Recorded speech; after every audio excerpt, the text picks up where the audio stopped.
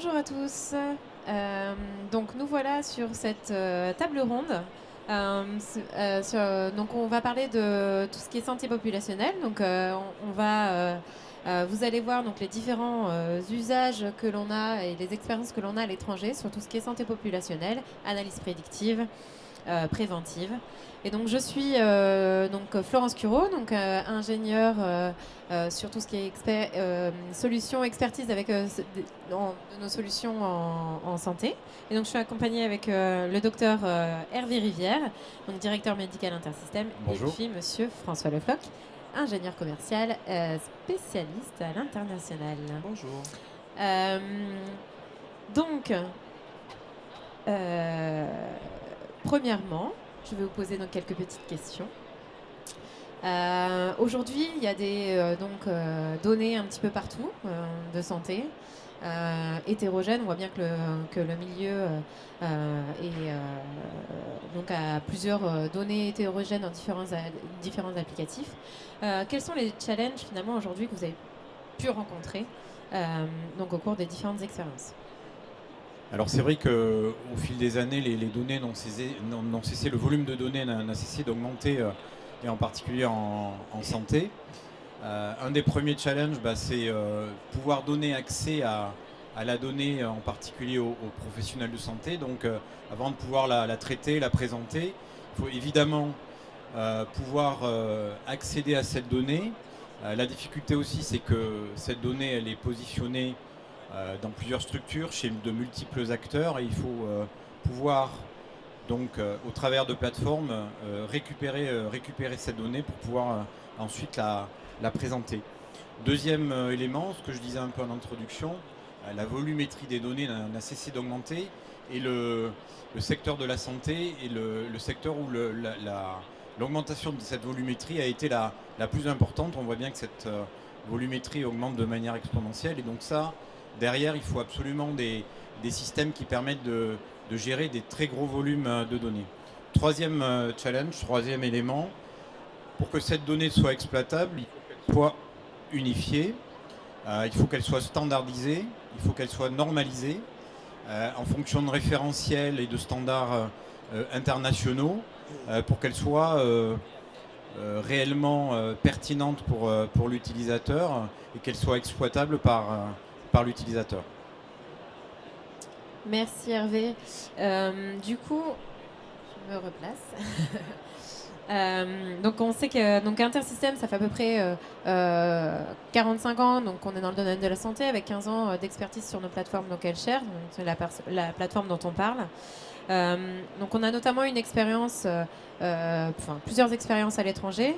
Et François, est-ce que tu pourrais nous parler d'une expérience en particulier sur tout ce qui est analyse populationnelle, notamment peut-être aux États-Unis? Oui, bien sûr, Florence, avec plaisir. Donc ici, par exemple, je vous présente quelques retours d'expérience aux États-Unis où on a utilisé les solutions Alshare pour faire de l'analyse populationnelle. À gauche, Manifest Medex, qui est une organisation privée à but non lucratif en Californie, qui regroupe donc des participants d'établissements de santé, hôpitaux, laboratoires, cliniques, des assurances privées et des acteurs gouvernementaux, et en fait qui se sont mis ensemble pour faire évoluer les soins en mettant en commun leurs données de santé, et donc grâce à des outils d'intelligence artificielle et un partenariat de notre côté avec une boîte dédiée, a permis entre autres d'analyser les risques de réadmission et en l'occurrence de les réduire, voyez, de près de 40% sur tout le territoire de la Californie. Le deuxième exemple au centre, Saint-Joseph, qui est un groupe d'hôpitaux privés disséminés sur 3 États, le Texas, le Nouveau-Mexique et la Californie. Et l'un des points intéressants de nos projets avec Saint-Joseph, c'est leur intérêt en particulier pour l'étude du diabète, où ils ont mis en place, encore une fois en mettant en commun leurs données de santé, les indicateurs de qualité, des mesures de qualité des soins, notamment avec des objectifs nationaux exprimés pour les États-Unis et qui leur a permis donc d'améliorer les soins et la prévention du diabète. Le troisième exemple à droite, je crois que si tu passes, on a un exemple plus détaillé. Voilà, L6 qui était le troisième exemple, qui est une organisation sur la ville de New York et Long Island qui a utilisé L-Share pour mettre en commun des données pour donc un bassin de plus de 25 millions de patients. Donc c'est une quantité colossale de données. Et donc ce qu'ils ont fait qui est particulièrement intéressant, c'est ils ont un portail, je dirais, classique où on peut visualiser tous les éléments de santé d'un patient sur le territoire. Et en plus, grâce à des outils et un partenariat encore avec une entreprise qui faisait de l'intelligence artificielle, a pu, dans le cadre de leur outil de tous les jours, ajouter ces 4 indicateurs, donc le risque de réadmission dans les 30 jours, de réadmission en urgence, le risque de diagnostic du diabète dans les 12 prochains mois et le risque d'infarctus. Et donc n'importe quel médecin qui peut consulter le dossier patient sur ce territoire et pour cette quantité incroyable de patients a accès à un indicateur simple, précis, qui pourra nous dire si le patient est donc dans l'un de ces cas de figure avec un de ces risques sur la santé. Et en fait, ça a permis donc de réduire considérablement, notamment les réadmissions en urgence sur tout le territoire couvert. Voilà. Merci François. Donc on a d'autres aussi expériences, notamment avec le couplage potentiellement de l'IA dans nos solutions aussi Tracker, qui sont des dossiers patients. Donc est-ce que Hervé, tu pourrais nous présenter nous détailler une des expériences que l'on a sur l'utilisation de l'IA? Oui, donc on a vu des expériences avec d'autres éditeurs. Nous, on est en train de travailler à l'utilisation du machine learning et de l'IA sur nos propres solutions, en particulier sur le dossier patient informatisé Tracker et aussi sur L-Share, la plateforme de coordination de soins. Comme dans l'exemple cité par François tout à l'heure, on travaille sur la capacité, par exemple, à évaluer le risque de réadmission d'un patient aux urgences. Et là, ce que vous voyez, c'est une copie d'écran du dossier patient, où là, on va afficher directement, une fois que le patient est en passe de sortir, directement le risque qu'il a d'être réadmis assez rapidement à l'hôpital. Donc on utilise ça sous forme d'entraînement d'un modèle. On va identifier les données utiles pour essayer d'évaluer ce risque. En particulier, on va comparer les épisodes pour lesquels les patients ont été réadmis et les épisodes pour lesquels les patients n'ont pas été admis. On va les inclure dans ce modèle. On va entraîner ce modèle, identifier un certain nombre d'indicateurs qui vont permettre de bien distinguer les différentes populations. Et puis on va être en capacité donc de délivrer ce type d'informations au travers de notre plateforme Harris for Health et de notre outil BI. Je pense qu'il y a une autre slide. Et du coup, on va pouvoir, au travers en mixant notre capacité à utiliser Iris for Health, les solutions que nous utilisons des pays de plateformes de coordination et notre outil d'analyse, on va pouvoir délivrer ces indicateurs. L'idée, évidemment, notamment sur la problématique de la réadmission des patients aux urgences, et en particulier des patients âgés, c'est d'éviter finalement que ces patients âgés se retrouvent rapidement en domicile et malheureusement reviennent, ce qui va déstabiliser énormément, en particulier sur les personnes âgées, déstabiliser ces personnes âgées, entraîner des troubles du comportement, et va de toute façon entraîner une perte d'énergie, de temps aussi pour les médecins qui vont s'en occuper. Donc ça, c'est un des premiers éléments qu'on est en train de mettre en place. Ce qu'on fait aussi, c'est en matière de résistance aux antibiotiques, on va être en capacité de manière individuelle pour les patients et en fonction là aussi d'indicateurs identifiés, d'identifier le risque de résistance à tel ou tel antibiotique en fonction du type de patient. On travaille aussi, comme l'a cité François pour d'autres expériences aux États-Unis, mais dans nos propres solutions, à évaluer le risque de passage dans la maladie diabétique et plus généralement le risque de passage sur des maladies chroniques.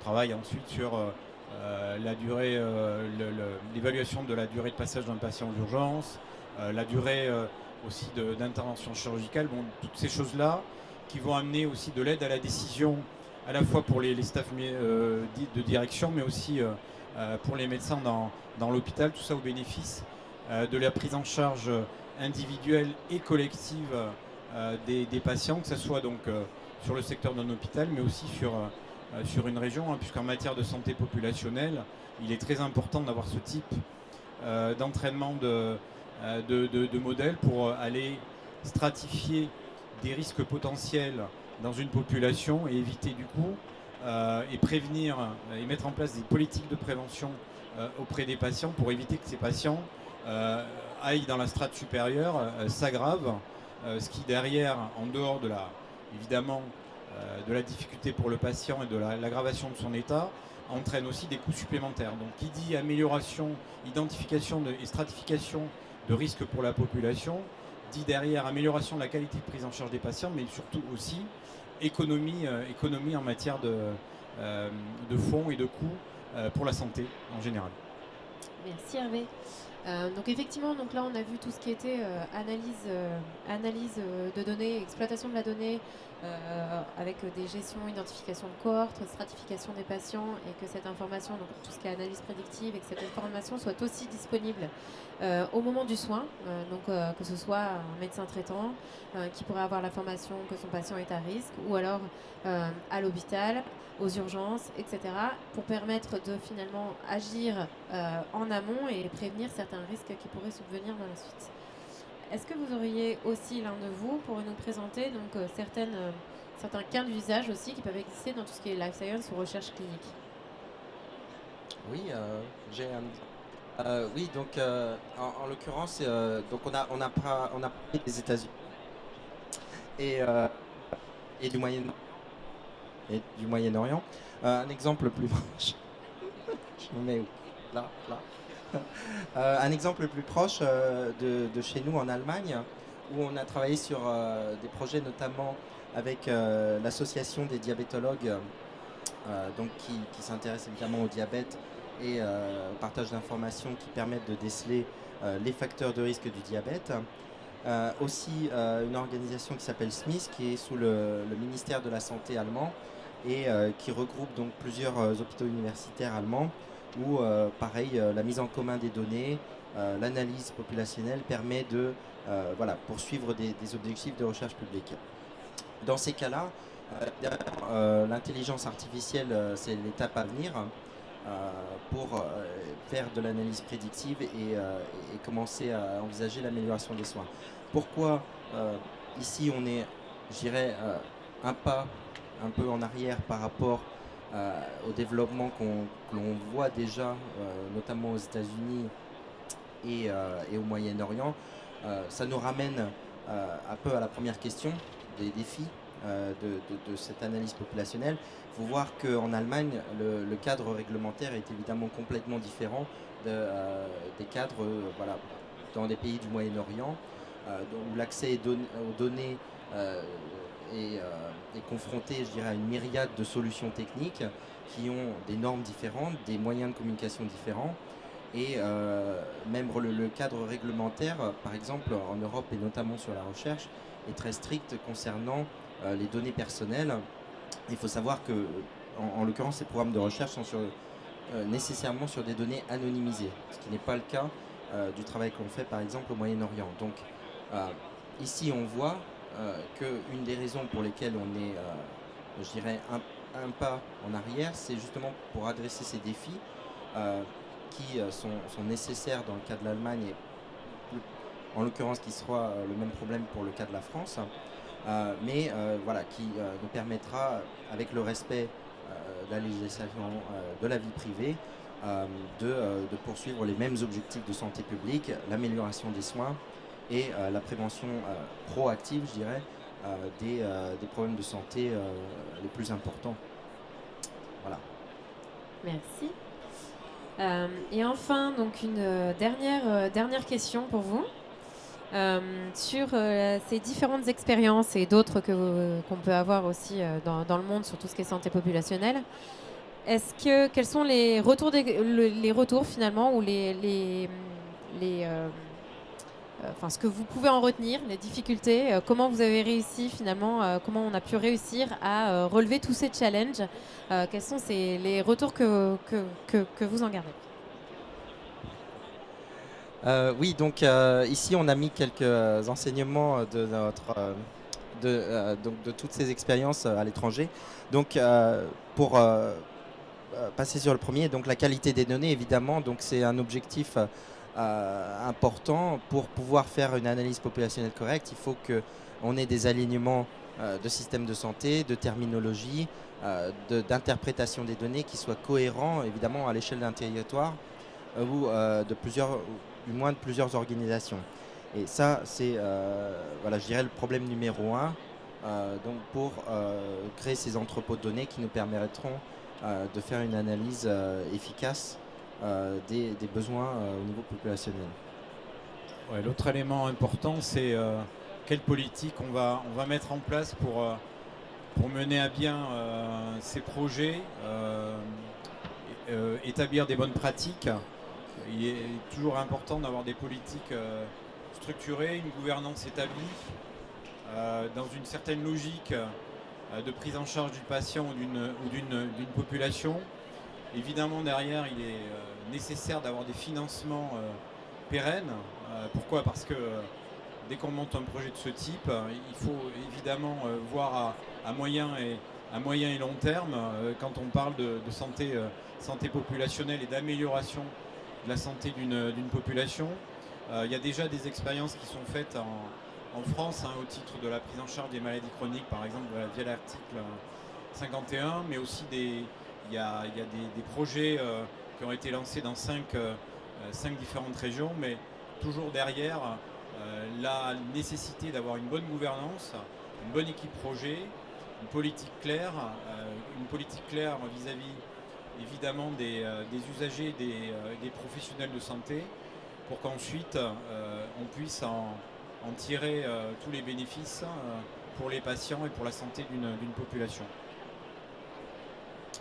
Alors donc du côté des bonnes pratiques, évidemment l'utilisation des normes d'interopérabilité est capitale, puisque vraiment quand on parle de mettre en commun toutes ces données avec la diversité des acteurs qui sont concernés, voilà, l'utilisation des normes universelles est essentielle pour avoir un fonctionnement optimal dans les échanges de données.